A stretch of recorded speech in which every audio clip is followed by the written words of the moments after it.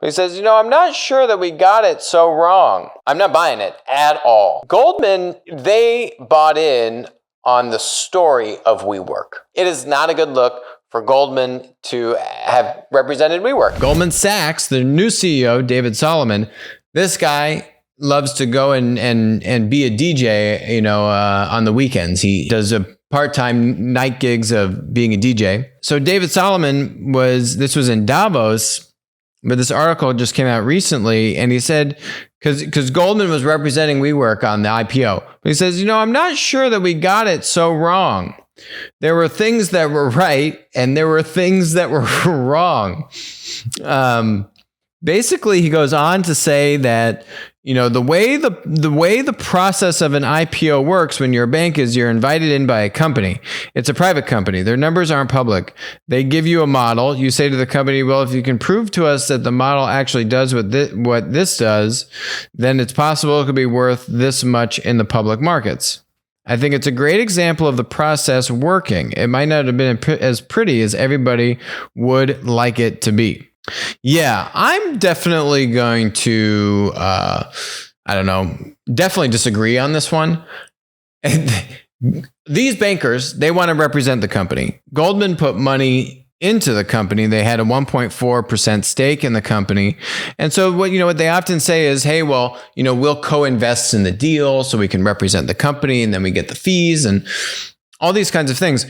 Goldman, they bought in on the story of WeWork, right? They were definitely pitching to Adam and the WeWork executives that, hey, we've looked at your numbers and we think you could command X by going public, right?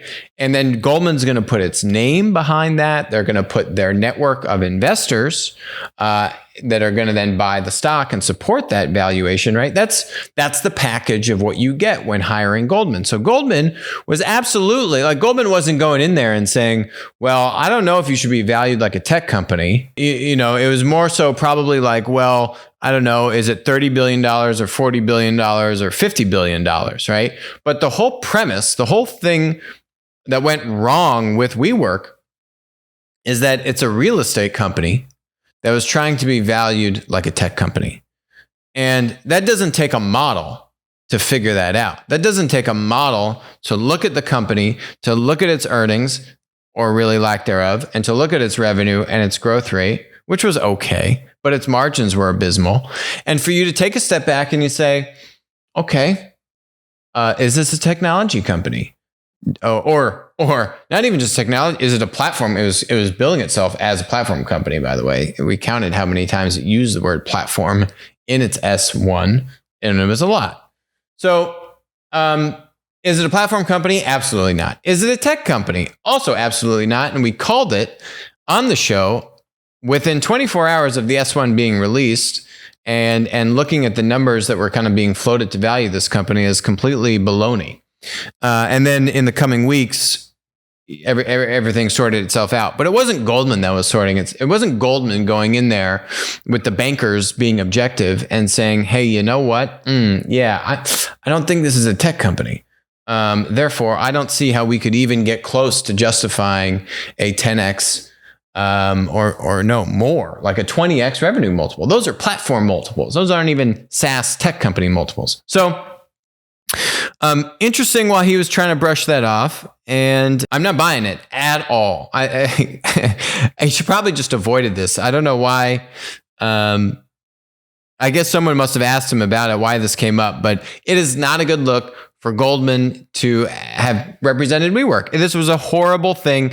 And I think this goes back to why you see Bill Gurley and a number of other influential VC investors promoting the idea of doing a direct listing as opposed to doing an IPO. This is the process of an IPO. It's just bankers basically, doing this and saying, oh yeah, it feels roughly right. How much credibility can I bring to the deal? How many investors, how much demand can I generate from investors? Okay, yeah, the numbers, and we get a number. I mean, there are so many examples of what the IPO is listed at as being wrong, either under or over. and people don't like the process. And then the bankers get paid a bunch of fees, right?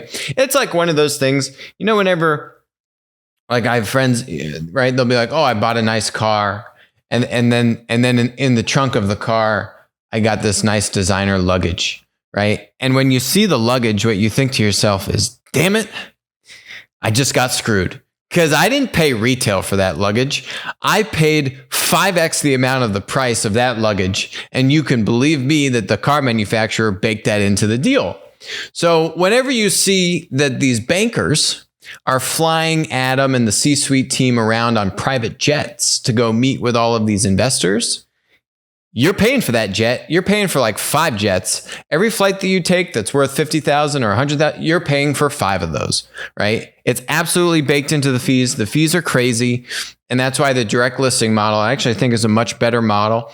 And now with the SEC, they're trying to actually rejig that where you could actually raise capital. That's direct listing. You're not raising capital. You're just floating your shares onto the public market. So if you actually are trying to raise capital and do the float, that's what the IPO does. But now they're trying to rejig this so you have a direct listing. It's kind of like a Dutch auction, right? Where it's computers. It's buyers and sellers saying, okay, here's what I would value. Here's what I would pay for the shares. It happens instantaneously. There's none of this kind of human arbitrage that goes on. Much better model. And would have prevented Goldman from definitely taking one on the chin with this WeWork debacle. Hi, this is Alex from Winner Take All. Thanks for joining us. Hope you enjoyed the content. Feel free to leave a comment, ask us questions, and definitely make sure to join us on our next live stream.